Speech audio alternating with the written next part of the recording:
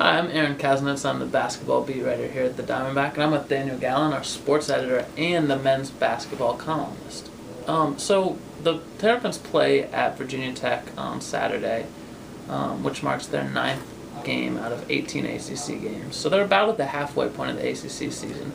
So Daniel and I thought that this would be a good time to grade the Terps on their performance so far. They're 12-9 overall, 4-4 in the ACC. Their chances for the NCAA tournament aren't looking great, but they do have some time to make up ground. So, Daniel, so far, if you're going to grade the coaching, Coach Mark Turgeon's, he's been dealt a tough hand. What would you give Coach? I give Coach Turgeon a B. I mean, people have been very critical of him recently, but when you talk to the players, it seems to be more of an issue of the players not carrying out what he tells them to do in practice.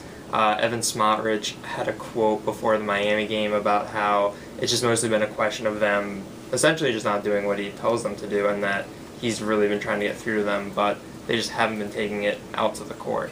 So, I mean, there are some things that people can harp on with him, but I think that it's pretty solid given how up and down it's been that, it's a B. Yeah, and a lot of that talk has been about the Terps needing to grow up and needing to mature. They do have some leaders, though, like Des Wells, who's one of their better wings. What grade would you give the wings? I gave them a B. With Des Wells and Nick Faust, you have two lanky guys, high motor players that can really make an impact no matter what they're doing. Faust was a starter at the beginning of the year. He's transitioned well into a bench role and has provided a spark at times. I was pretty critical of him at the beginning of the year in terms of his shot selection, how many shots he was taking, but he had a very efficient stretch at the end of non-conference and beginning of conference play. That was pretty impressive. Yeah, Nick Faust has really seemed to turn it around. But another guy that a lot of people have been critical of is Shaquille Clear. He's the big center. He's a very highly touted recruit a couple years ago. But now in his sophomore year, he only played 4 minutes the other night in a win over Miami. So looking at Clear and the rest of the bigs, they've struggled a little bit. What grade would you give those guys? I give them a C-. They've essentially been absent at times this year. Charles Mitchell has a few big games. He had 18 rebounds at NC State for a career high. But, maybe they just don't get that many chances with Layman and Smotrich on the outside. But, there just hasn't been a whole lot of production. There'll be flashes. I think Shaq's had 8 points in a few games. Charles Mitchell has had, his 10, 12-point games, but it feels like a lot of that is just kind of cleaning things up inside. Graham and Dodd, we haven't seen that much of Dodd. Graham's just kind of that energy guy. He'll get you 6 points if you want it, but, they just haven't really had that inside presence emerge and have that inside presence dominate a game like they had last year at the Len, and they might need that as ACC play goes on. Right, absolutely. And you see with the bigs and also most of the team, they just can't quite find consistency. What do you think the Terps have to do, or is there a trick to gaining that consistency as they move forward to the rest of the season?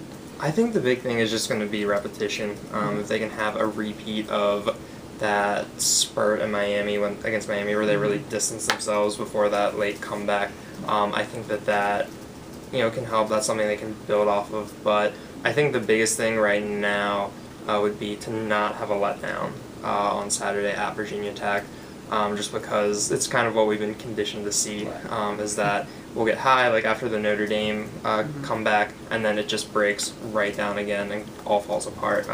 So I think that'll be a big thing to watch at Blacksburg.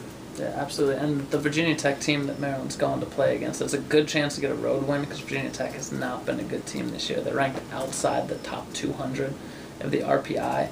So it's a good chance for Maryland to get a road win, get back above 500 in ACC play. But on the other hand, if they don't come out with the win against the Hokies, it's really going to be tough. So make sure you stay tuned to DBK Sports, at DBK Sports on Twitter. Follow Daniel at DanielJT Gallen on Twitter as well. Follow me at Aaron Kaz Reports, as we'll be in Blacksburg for the noon tip on Saturday. Thanks, guys.